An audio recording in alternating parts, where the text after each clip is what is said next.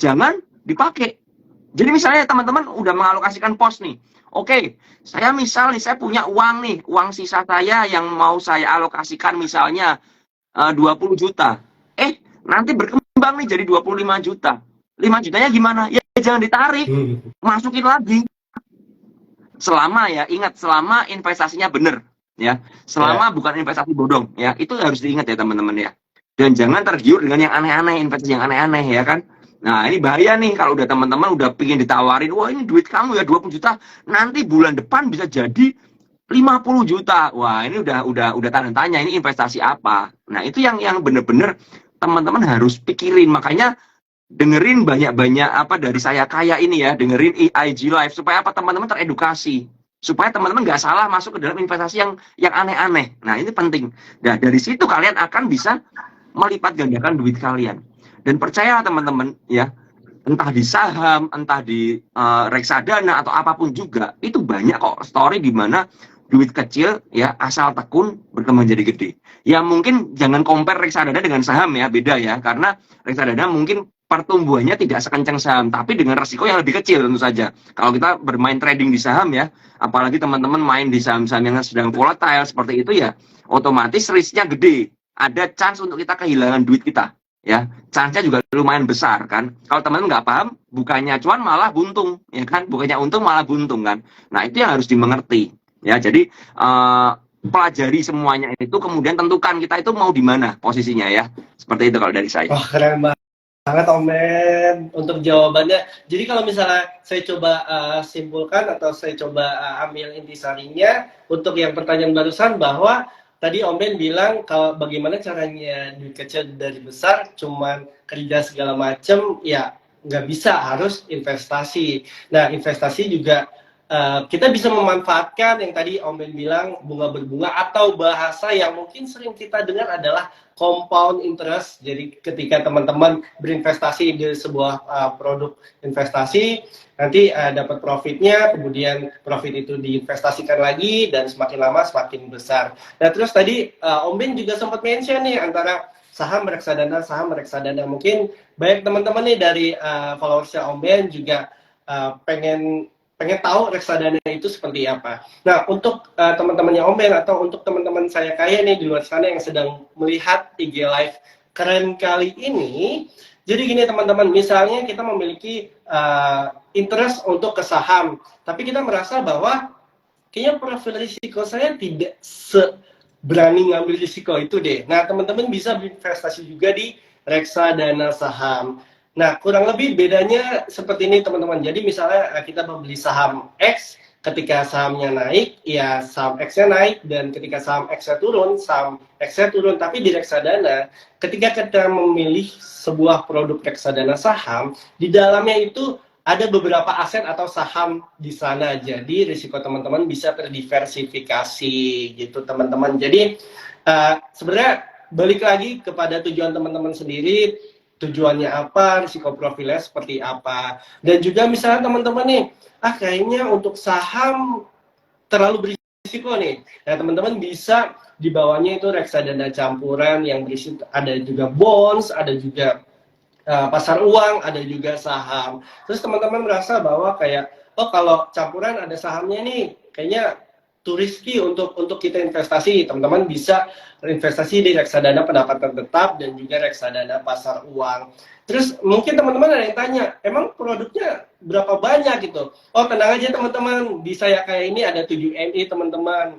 Jadi teman-teman bisa memilih produk yang sesuai dengan profil risiko dan tujuan finansialnya.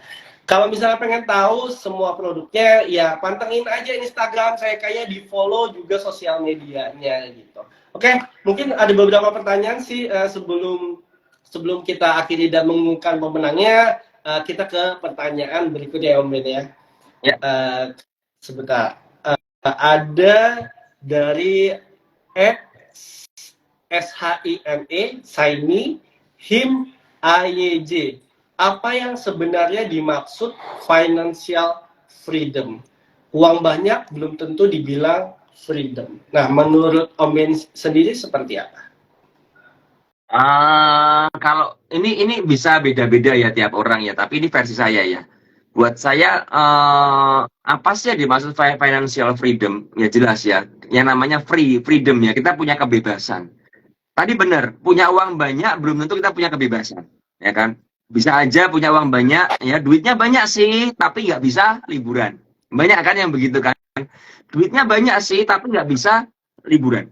Karena apa? Harus ngurus pabrik nih, dari pagi sampai malam, ya kan? Harus banyak ya kali yang diurus A, B, C, D, muter semua divisi dia putar sampai akhirnya bahkan waktu buat keluarga pun nggak ada, ya kan? Waktu buat libur anak pun nggak ada. Bahkan mungkin minggu pun harus kerja, tapi duitnya banyak. Apakah itu yang ingin kita capai? Kalau saya pribadi enggak, ya. Saya pribadi enggak. Saya pribadi kalau saya ngomong financial freedom di mana kita dalam kondisi keuangan yang sangat stabil, ya, sangat baik, kita memiliki pos-pos untuk dana darurat sudah tercukupi semua, kita punya asuransi sudah cover hidup kita semua, ya kan? Asuransi kesehatan, asuransi jiwa, asuransi penyakit kritis, ya kan udah ada tuh macam-macam tuh. Kemudian asuransi anak udah semuanya tercukupi, asuransi pendidikan udah ada. Kemudian kita punya pekerjaan juga settle. Kemudian kita juga punya investasi di tempat lain ya, investasi ya. Jadi bukan cuma kita tuh kerja doang, tapi kita ada uang yang kerja buat kita dari investasi, ya kan?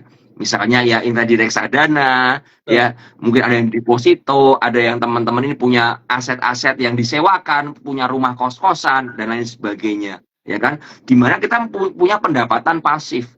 Kemudian dalam posisi juga kita punya misalnya let's say kita seorang pengusaha, ya kita punya uh, perusahaan yang udah benar-benar kita atur secara sistematis. Sehingga apa? Kita punya duit, tapi kita juga punya waktu untuk menikmati duit kita bersama orang yang kita kasihi, ya kan?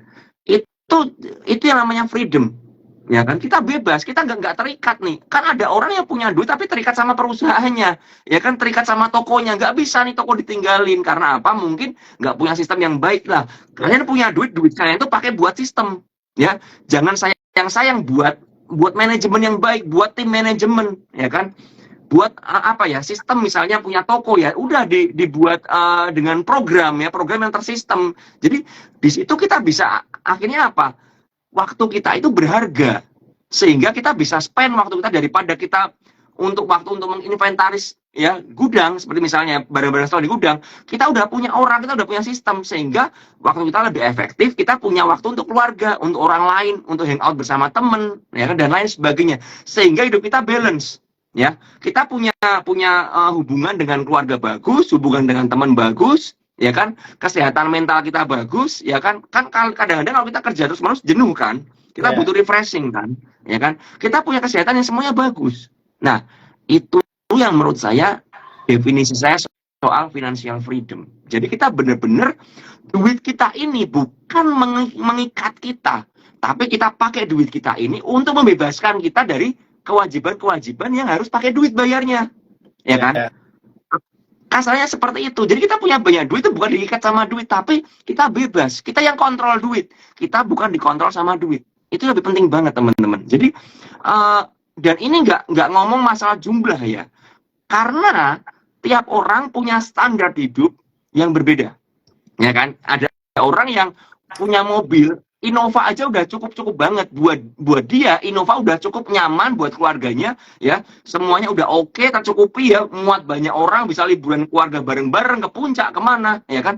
Tapi ada orang yang berpikir, wah saya harus punya mobil mewah nih. Kan beda-beda, ya kan beda-beda.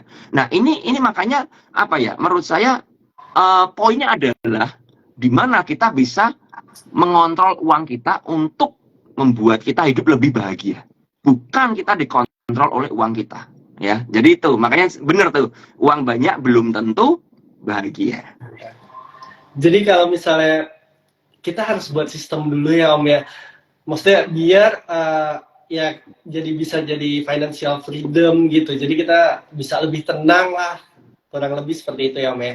Nah jadi gini Om, kebetulan sudah di penghujung acara dan terima kasih banyak untuk teman-teman yang sudah menonton IG Live keren ini. Semoga insightful, semoga bisa bermanfaat untuk teman-teman semua. Dan kali ini kami akan mengumumkan 3 orang yang beruntung. Oke Om, kita sama-sama coba umumin ya.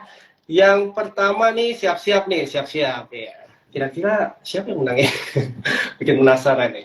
Yang pertama itu dari @my_gembul dengan pertanyaannya, untuk single parent usia 50 tahun, 4 anak, 2 masuk kuliah, bekerja sendirian, gimana plan untuk semua? Tadi juga Om Ben sudah jawab, dan pertanyaannya itu cukup bisa relate untuk kita semua.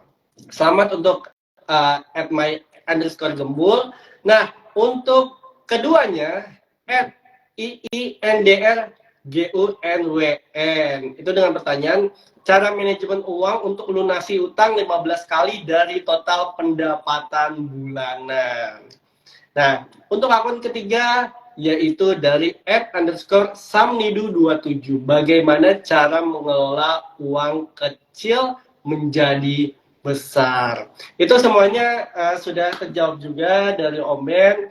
Nah, dari saya kayak sendiri, terima kasih banyak Om Ben atas kolaborasinya, sangat insightful sekali.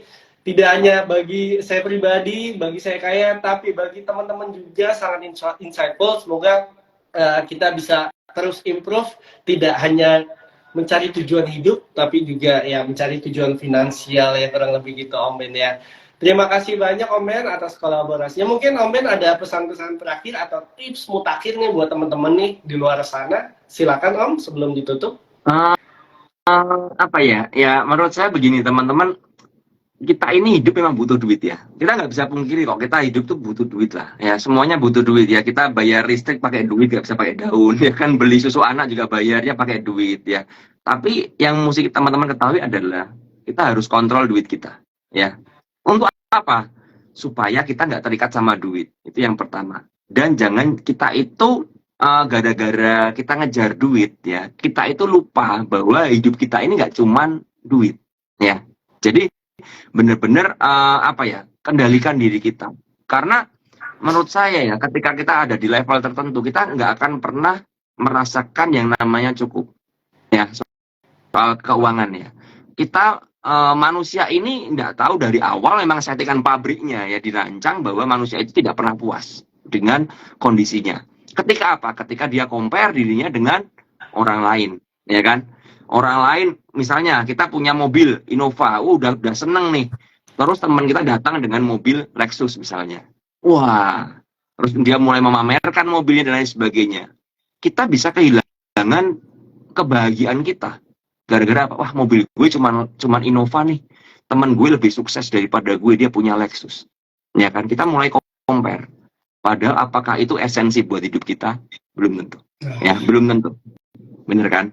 Jadi hal-hal seperti itu yang akhirnya menyebabkan kita nggak happy. Makanya saya bilang jangan dikontrol sama duit. Ya kan, kita harus yang mengatur keuangan kita, kita investasikan duit kita kembangkan uang kita semaksimal mungkin dan seefektif mungkin. Saya bilang seefektif mungkin. Karena apa? Kita punya usia itu bertambah, artinya malah berkurang juga kan. Semakin kita berumur, berarti masa hidup kita semakin dekat expired, ya kan, begitu kan. Dan semakin kita kurang produktif, fisik kita semakin menurun. Makanya seefektif mungkin. Supaya apa? Kita nggak pernah ngerti waktu kita kapan, ya. Kita selama ini masih bisa kerja kan, tapi kita nggak pernah ngerti beberapa tahun lagi kita akan seperti apa. Karena itu persiapan diri kita, ya, persiapan diri kita semaksimal mungkin dan seefektif mungkin. Ya, itu dari saya. Semoga berguna. Terima kasih banyak Om Ben. Terima kasih juga teman-teman yang sudah menonton IG Live. Nah, IG Live ini abis ini akan kami save, tenang saja. Nah, buat teman-teman yang takut ketinggalan, makanya follow dong sosial medianya Saya Kaya biar nggak ketinggalan info-info terbaru. Dan ada juga promo-promo terbaru dari Saya Kaya. Kalian pantengin sosial medianya sekarang. Dan buat teman-teman nih yang lagi cari tahu gimana caranya atau pengen investasi di mana, sekarang download Saya Kaya. Terima kasih Om Ben untuk kolaborasinya. Sehat-sehat terus, lancar-lancar. Semoga selalu cuan konsisten, makin konsisten.